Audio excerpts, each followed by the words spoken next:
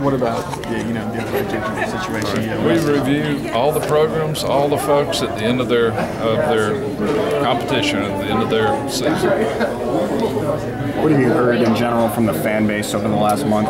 They're just like all of us. They've been disappointed in the performance this year of the football team, and that's certainly legitimate. We all have, and so like I say, at the end of the season, we'll have a chance to sit down and review where we are. You say the football program is going to be under evaluation. Does that include your athletic director?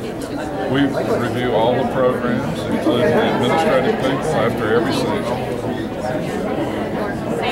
Decision-making process, does that begin and end with you, basically? Or how much input are you getting from the Board of Trustees in terms of... It's a decision I have to make. The board is in a policy role and not in a hiring of individuals. Will you await a recommendation from Jay Jacobs and then make that decision? I will certainly listen to Jay's recommendation.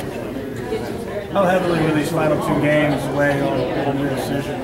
Well, like I say, you never know till the season's over what you got, and so we will wait till the end of the season and review the program. When you see 3 SEC games, the stands empty out at the fourth quarter, does that make a statement as far as... Yeah, sure it does. Sure it does. It's disappointing. You addressed in a statement a few weeks ago that you had some concerns. What are those concerns specifically? Well, I would say that I shared the concerns that we haven't performed on the field as well as I would have expected, and I think as well as our fans would have expected. Is there concerns about off-the-field things as well? Sure. What's your reaction to last week's news that a private security firm had to be hired to help player curfews? I saw that in the newspaper. Whether or not it's accurate or not, I have no idea. Dr. Gogue, when it comes to kind of assessing the athletic director, what's most important to you? We look at 5 things. We look at how well are our kids doing academically, graduation rates, APR numbers, graduation success rates. And so we look at that. And if you look at those data, Auburn athletes, we only have 5 out of 580 that have below a 2.0.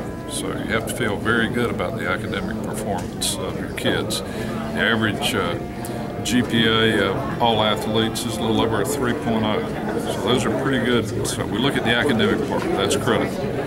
Number 2, we look at how well we're complying with the rules of the SEC and the NCAA. Do we have major violations? Have we had any? Those are the areas you look at.